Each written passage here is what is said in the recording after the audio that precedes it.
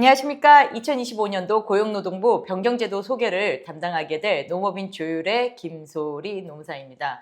정부 각 부처마다 올해는 우리가 예산을 어떻게 쓰고 어떤 계획을 가지고 이제 집행해 나가겠습니다. 이런 거를 보신 분들 계세요. 아마 관심 있으신 분들만 보고 보통은 그냥 별반 차이가 없겠지라고 하는데, 실질적으로 이제 저희가 정부에서 이제 어떤 제도를 할지 변경 제도나 이런 걸 볼 때 올해 같은 경우에는 사실은 혜택이 별로 없습니다. 혜택이 없고 작년에도 규제였지만 올해는 여러분들이 뉴스를 통해서 아시겠지만 예산이 많이 삭감됐어요. 삭감되는 만큼 지원을 해주는 게 정말 줄었습니다. 이 부분이 단순히 이제 복지 파트만을 넘어서 사실은 고용노동부에서도 많은 예산이 줄었어요. 특히 이제 고용지원금 부분에서는 상당히 줄어서 저희가 그런 말씀을 드리거든요. 아직도 지원금에 대해서 혹하십니까? 지원금 없습니다 라는 말씀을 드리고, 지원금이 없는 대신 무슨 혜택이 있나요? 라고 했을 때 혜택은 없고,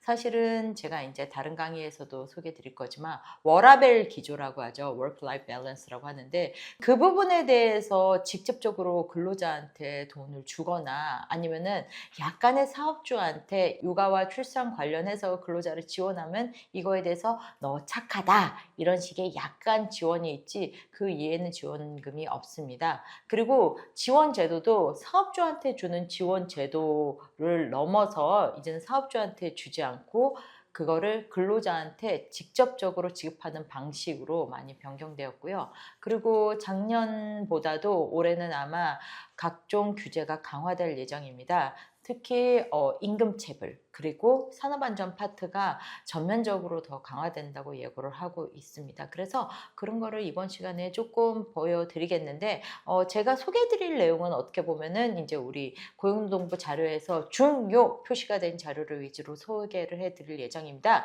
그리고 이게 정말 자료가 조금 양이 많기 때문에 요 강의 하나고 그 다음에 저희가 고용노동부 변경제도 설명 자료를 같이 올려드릴게요. 그걸 함께 보시면서 이번 강의를 함께 하시면 더욱더 유익한 시간이 되겠습니다. 네, 제가 4가지 파트로 나눴는데요. 첫 번째는 항상 그렇죠. 우리 고용노동에서 가장 중요한 건 돈, 임금 파트. 그 다음에 두 번째로는 출산 및 육아 지원 제도 변경인데요. 이 부분은 사실은 제가 농사가 처음 됐을 때만 해도 육아휴직 제도도 없었고 출산휴가 3개월밖에 없었어요. 그 외에 아무것도 없었거든요. 근데 이게 육아휴직 제도가 들어오고 배우자 출산휴가가 들어오고 육아기 근로시간 단축 이런 게 들어오면서 사실은 매년 바뀌고 있다고도 과언이 아니에요. 그래서 만약에 지금 당장 저한테 뭐 임신 어떻게 됐다, 육아휴직 어떻게 됐다, 뭐 육아기 근로시간 단축 어떻게 됐다, 좋은 거 없다 물어보면 제가 답변을 즉답을 해드릴 수 없는 게 매년 이게 바뀌어서 사실은 저는 외우질 못하고 있거든요. 이 부분에 대해서도 아마 이제 자료를 통해 아실 수 있겠지만 매년 바뀌기 때문에 중요한 거는 이 부분은 매년 근로자한테 주는 돈도 늘고 있고 그 다음에 매년 근로자가 누릴 수 있는 일수가 늘어간다는 거. 그러면은 우리 사업장에서는 가동일수 조정이 조금은 그리고 대체 인력 확보가 그게 조금은 고민을 해보셔야 된다는 부분입니다. 그래서 계속 이쪽에는 근로자에 대한 혜택이 늘고 있다는 거. 그다음에 세 번째는 고용지원금 제도 변경인데 뭐 앞서 말씀드렸지만 저는 이번에 딱 한 가지 고용지원금만 말씀드리고 나머지는 주로 근로자들한테 직접 혜택을 주는 제도들이거든요. 그래서 사업주가 탈 수 있는 제도, 가장 확실한 제도 딱 한 가지만 설명드릴 거고요. 그다음에 네 번째로는 산업안전과 관련되어 있습니다. 그렇죠. 작년에 가장 큰 중대재해가 어디서 났죠? 네, 경기 남부에서 그 아리셀 충전지 폭발, 공장이 폭파한 사고가 있었죠. 30여 명의 사상자가 발생했습니다. 그래서 이와 관련해서 사실은 건설과 제조뿐만 아니라 뭐 IT 등등 계속 이게 늘어나고 있거든요. 그리고 더욱더 집중 단속을 하는데 단속뿐만 아니라 제도에서 어떤 걸 조금 더 강화시키는 거를 이제 고용노동부에서 천명을 했습니다. 그래서 이런 내용을 위주로 우리 한번 오늘도 심차게 들어가 보겠습니다. 첫 번째로는 2025년 최저임금 1월 1일부터 적용이 되고 있어요. 그래서 작년도에 이제 제가 최저임금 관련해서 강의도 많이 했었고 최저임금은 작년 한 7, 8월 정도에 확정이 됐고 이제 8월 5일 날 고용노동부 장관에서 올해 최저임금에 대해서 발표를 했습니다. 그래서 제가 작년 하반기에도 여기뿐만 아니라 이제 상공회의서나 다른 이제 강의에서도 하반기에 이미 최저임금은 발표되었기 때문에 간접 노무비까지 포함한 인건비를 한번 시뮬레이션을 돌려보시고 어떻게 인건비를 설계할지를 반드시 11월 안에는 끝내십시오 라고 말씀드리는데 현실적으로 다른 거 이것저것 치이다 보니까 쉽지는 않으셨을 거예요. 네, 아무튼 최저임금이 시행이 됐고 지금 이제 저희 사무실에서는 1월달 저희 회원사 급여들을 거의 이제 마감을 했어요. 그래서 최저임금 미달에 대해서 대비를 하고 있는데 그래요. 아직도 이제 이 강의를 들으시는 분들 같은 경우에 시급제 근로자들도 많고 이제 월급제인데 실제로 우리 근로자의 시급이 얼마인지를 환산을 못 하시는 분들도 계실 수 있어요. 어떤 방식이든 간에 월급제든 시급제로 해든 월급제를 같은 경우에는 시간으로 환산했을 때 시급이 1030원을 통과하셔야 됩니다. 그리고 하루 8시간, 일주 40시간을 기준으로 월급액은 우리가 209만 6,270원이 나와야 합니다. 네, 이게 통과하지 않으면은 그렇죠. 최저임금법 위반으로 임금체불뿐만 아니라 최저임금법 위반 두 가지의 형사처벌이 문제가 될 수 있습니다. 시행일 2025년 1월 1일이기 때문에 아직 늦지 않으셨습니다. 이 강의 들으시고 그래도 잘 모르시겠다라고 한다면은 전문가를 섭외를 해서 이렇게 물어보신 다음에 적어도 2월 말 늦어도 3월 법인세 결사 전까지는요. 1월 달부터 급여를 좀 잘 보시고 미달된 부분이 있다면은 빨리빨리 좀 채워 넣어 주시기 바랍니다. 두 번째 임금 파트입니다. 네, 상습임금체불 근절법 개정 근로기준법에 넣는다는데 기존에는 이제 임금체불과 관련해서 사업주분들이 되게 그냥 속된 말로 나이브 안일하게 생각하시는 분들이 좀 있으셨어요. 뭐 임금체불 있으면은 돈 주고 합의하면 되죠. 근데 합의한다고 끝나지 않습니다. 그거는 민사에서의 임금채권 부분이 소멸이 되는 거지만 임금체불을 했다는 것 자체만으로 형사처벌이 가능합니다. 뭐 예를 들어서 여러분들이 누군가 사기를 했어요. 사기를 쳤는데 그거에 대해서 이제 피해를 보상했다고 해서 여러분들이 사기를 친 사실이 없어지는 것도 아닌 거고 여러분들이 마약을 거래를 했어요. 그렇다고 그 마약 거래한 돈을 다시 뭐 물러주고 마약을 전부 다 홀랑 태웠다고 해서 마약을 거래한 사실이 없어지지 않는 거잖아요. 마찬가지입니다. 제가 항상 마약 거래와 마찬가지로 임금체불입니다. 라고 말씀드리고 있는데 그래서 이게 이제 아무리 해도 안 되니까 기존에는 이제 상습 임금체불 사업주에 대해서 명단을 공개하겠다. 우리 고용노동부 산하의 고용센터 보면은 이렇게 벽에 상습 임금체불 사업주, 그 다음에 노동청 가면은 임금체불 사업주 리스트가 막 공개되어 있는데 솔직히 아무도 안 봐요. 그래서 어떻게 하냐라고 했을 때는 이제는 상습 임금체불 사업주라고 했을 때 단건으로 걸릴 때보다 더 형량을 강화하기로 했습니다. 실제로 이제 몇 년 전부터 우리가 임금체불이 단순히 벌금만 있는데 징역도 있거든요. 특히 임금체불이 대체적으로 1억, 그러니까 체불액의 한 10%를 벌금으로 주는데 예를 들어 임금 체불액이 1억 원이 넘어간다 그러면 고액 사건이에요. 이 경우 같은 경우에는 제가 실제로 실형이 나오는 대표님을 봤어요. 실형 나오면은 뭐 실형 보통 6개월 나오고 그러는데 더 갈 수도 있거든요. 그러면 어떻게 되느냐? 중소기업에서 대표님이 한 달이든 6개월이든 부재한다. 그렇기 때문에 그런데 이거보다 한 단계 더 나아가서 상습적인 임금체불을 예방하기 위해서 사업주가 추가적인 비용으로 인식할 수 있는 경제적 제재를 강화한다고 했습니다.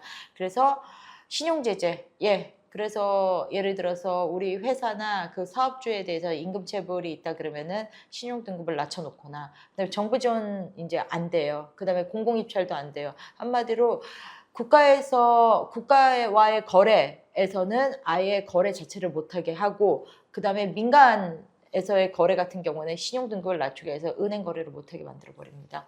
그래서 상습체불 사업주 1년간 근로자 1인당 3개월 이상 임금체불, 퇴직금은 제외하고요. 또는 5회 이상 임금체불, 그리고 임금체불 총액이 3천만 원 퇴직금 포함해서 이상일 경우에는 명단 공개 사업주에 대해서는 이제 반의사 불법제, 옛날은 합의해서 취하할 수가 있는데 이제는 취하조차도 안 하게 무조건 합의가 된다고 하더라도 처벌하게 만들어버리고 출국 금지 명령까지 내리고 있습니다.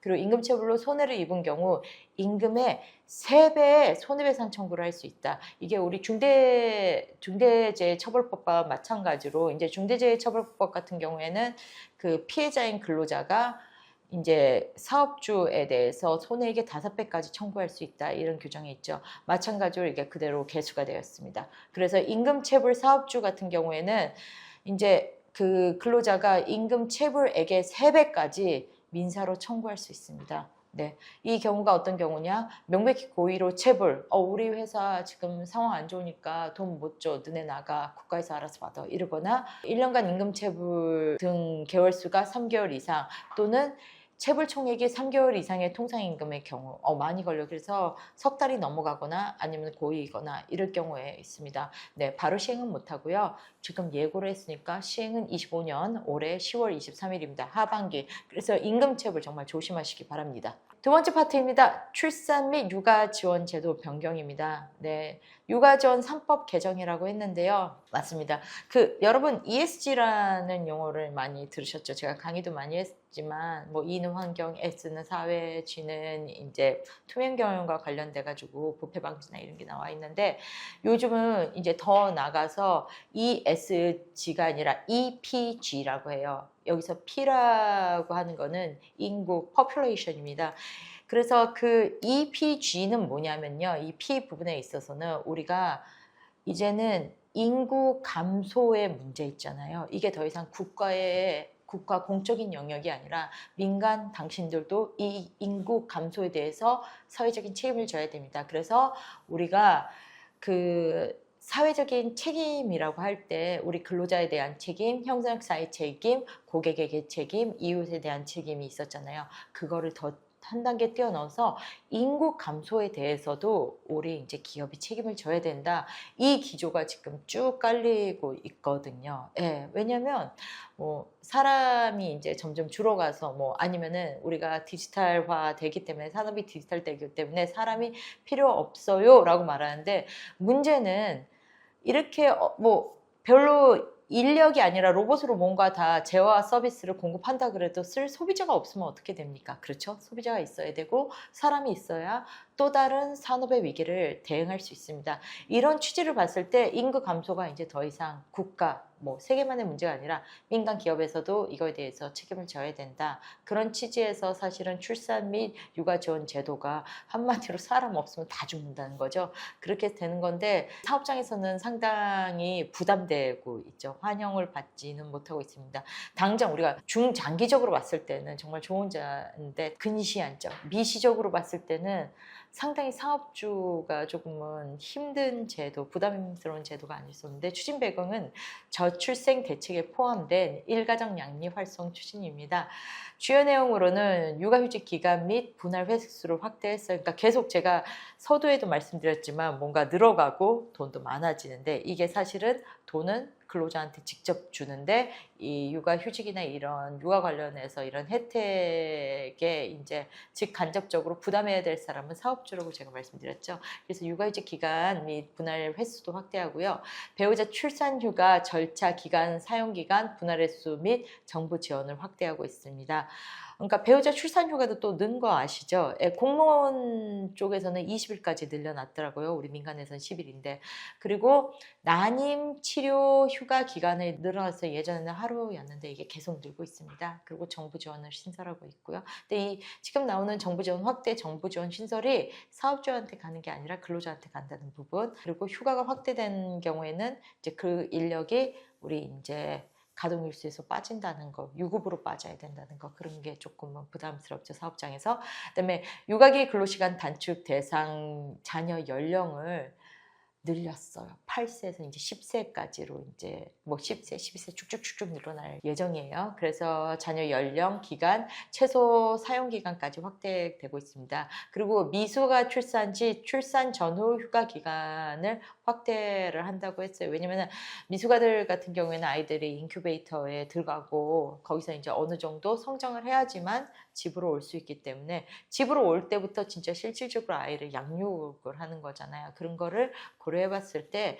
출산 전후 휴가 기간을 확대했습니다. 그리고 임시기 근로시간 단축 기간도 확대했고요. 그다음에 남녀고용평등법 부칙 제4조 2019년 10월 1일자 육아휴직 및 육아기 근로시간 기간 적용 대상을 확대한다는데 이걸 삭제해서 전체 다 이제 적용이 된다라고 해서 지금 오늘이 2월 초에 이거를 촬영하고 있으니까 이 제도가 2월 23일부터 시행이 되는데 자세한 내용은 이제 우리 첨부해드리는 파일에 있을 텐데 좀 열심히 보셔야 될 거예요. 이거는 사업장에서 누구나 이제 여성 근로자뿐만 아니라 남성 근로자들 누구나 이제 발생할 수가 있고 기혼자뿐만 아니라 미혼자도 발생을 할 수 있는 부분이기 때문에 이 부분은 조금은 유념해 주시기 바랍니다. 출산 및 육아지원제도 변경 두 번째 파트는요. 육아휴직급여 인상 등 육아지원제도가 개편됐습니다. 뭐 추진 배경 똑같고요. 그다음에 육아휴직급여 인상 및 사후 지급 방식을 폐지했고요. 네, 육아기 근로시간 단축 급여액 중 매주 최초 10시간 단축부 급여 계산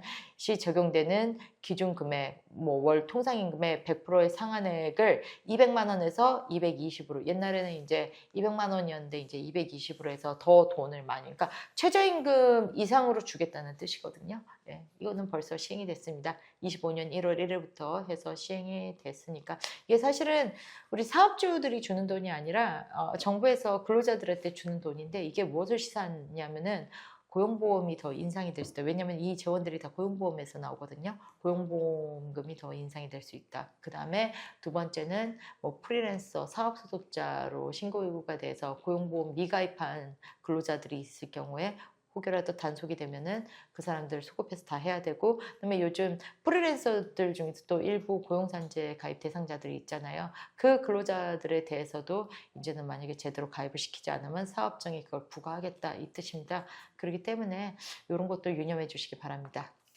세 번째 한번 보시면요.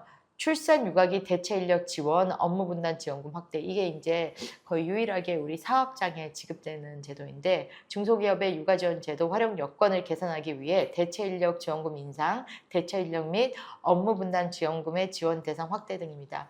자세한 건 아마 이제 또 첨부되는 자료에 있겠지만 그래도 보시면요.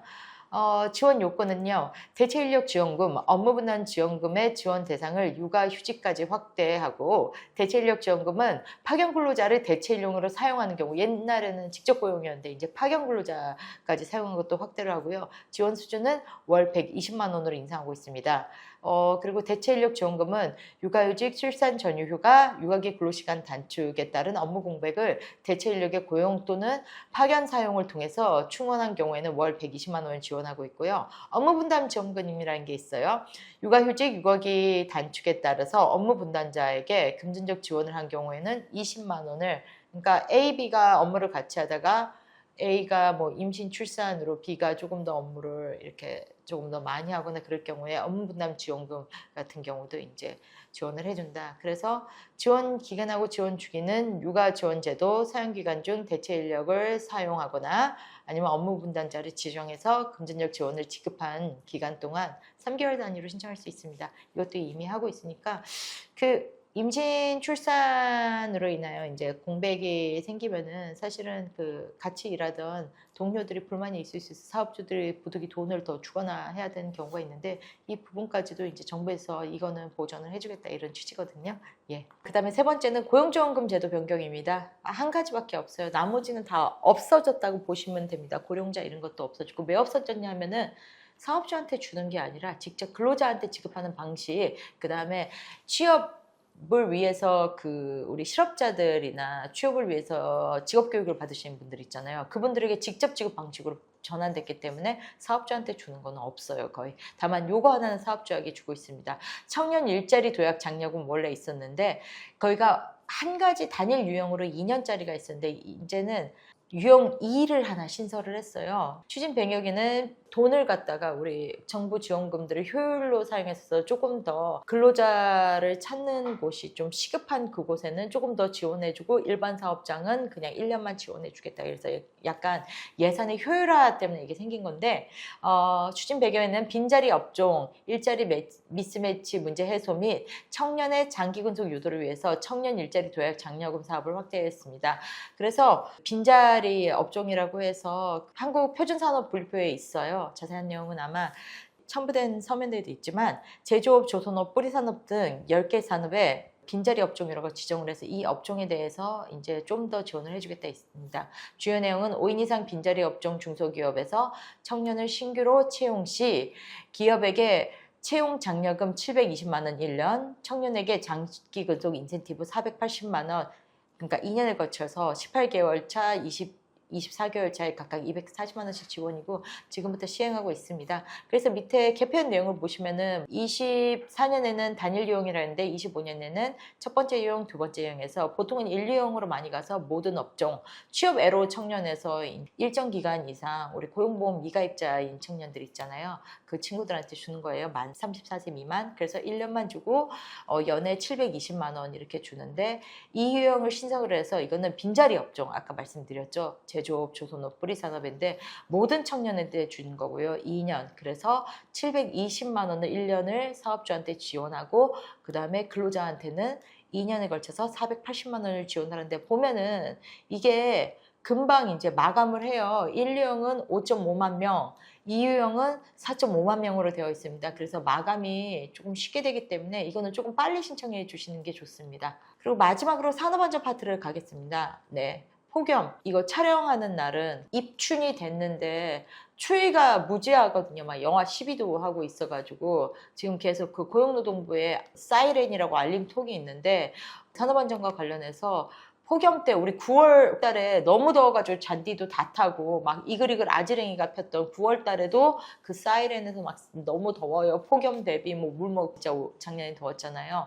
근데 지금은 또 2월에 너무 춥잖아요. 그래서 보면은 뭐 폭설, 뭐 한랭기 뭐 주의를 해라 그러는데 아마 이 자료를 만들 때는 이렇게 또 추울지는 몰라서 폭염만 대비하라고 나왔는데 폭염 등에 대한 사업주의 보건조치 명확하라고 해왔습니다. 그래서 추진 배경은 9월달 진짜 더웠습니다. 네, 폭염 등과 같은 급격한 기상 여건으로 근로자의 폭넓은 보호. 주요 내용은 근로자가 폭염에 장시간 노출되면서 발생하는 건강장애를 예방하도록 사업주, 그러니까 물을 많이 먹어라, 뭐 그늘에서 몇 시간 이상 쉬어라 이렇게 포스터가 있거든요. 그런 거를 하나하나 다 조치를 취했고 이거를 여러분 만약에 지키지 않는 상태에서 근로자에게 뭔가 문제가 생겼다라고 했을 때 산재 처리를 해야 되는데 문제는 해당 근로자가 사실은 폭염 때문에 사망하는 경우가 있거든요. 중대재해로 갈 수 있습니다. 그래서 요거 같은 경우에는 이제 폭염이 시작될 6월 1일부터 이 어떠한 그 안전 조치를 해야 되는지 나와 있는데 꼭 한번 여러분들이 주의 깊게 살펴보시기 바랍니다. 두 번째로는 위험성 평가입니다. 예, 제가 이제 위험성 평가 관련해서 강의를 참 많이 했는데요. 예, 5인 이상 사업자 의무적으로 우리 회사에서 하는 작업 공정에서 어떤 위험성이 있는지 그거를 전부 분석을 해가지고 이에 따른 어떤 예방 활동을 해야 될지 1년의 과정의 위험성 평가입니다. 1년에 한 번씩 정기적으로 평가를 해야 되고요. 그 다음에 계속 모니터링을 해야 됩니다. 근데 이 위험성 평가를 받으시면요. 산재가 났을 때는 증빙자료로 제출할 뿐만 아니라 사실은 위험성 평가를 받고 안전보건공단의 위험성 평가 인정이라는 제도가 있어요. 이 위험성 평가 인정을 받으면은 안전보건공단에서 시행하는 각종 자금이나 설비에 대해서 이제 신청을 할 때 가점 요인으로 작용돼서 이렇게 혜택을 받으실 수 있고요. 그 다음에 우리 자금에서 이제 정부에서 지원하는 정책 자금이나 이런 거에 대해서도 우대사항이 적용될 수 있고요. 그 다음에 산재보험 요율에서도 이렇게 요율을 디스카운트를 해줘요. 그래서 요율 인하를 시켜주기 때문에 위험성 평가 인정이 이제 상당히 좋은 제도인데 그 예전에는 위험성 평가 인정을 받기 조금 수월했는데 이게 수월하다 보니까 위험성 평가가 의무화가 되니까 많은 사업장에서 위험성 평가를 시행하고 있고 위험성 평가 인정을 이제 신청을 하고 있는데 사실은 그렇게 되니까 이렇게 퀄리티가 조금 낮아서 이게 위험성 평가가 형식적으로 이루어진다라는 문제가 있어서 위험성 평가의 실질화를 위해서 인정 심사 기준을 70점에서 90점으로 그러니까 여러분 뭘 하나 통과하는데 90점이 된다는 거 얼마나 힘든지 아세요? 실제로 이게 위험성 평가가 돼야 된다. 이 인정을 받을 땐 여러분 ESG에서 S파트 안전보건 쪽 있잖아요. 우리가 ISO 45001을 하잖아요. 그거보다 더 강력한 게 위험성 평가입니다. 네, ISO 45001은 단지 뭐 안전보건 경영 시스템 구축이라고 하는데 위험성 평가는 한 발 더 나아가서 국가에서 반드시 하라는 거고 이걸 통해서 사실은 우리 회사가 안전보건은 어느 정도 되고 있고 중대재해가 터졌을 때는 이거를 안전을 했다는 증빙 자료로 바로 쓸 수가 있거든요. 그렇기 때문에 이거 정말 중요합니다. ISO 45001에 앞서서 반드시 위험성 평가를 하시고 그 다음에 정말 실질적으로 잘 운영하셔가지고 위험성 평가 인정까지 받으시는 게 정말 우리 사업장을 운영하는데 베스트가 아닐 수 없습니다.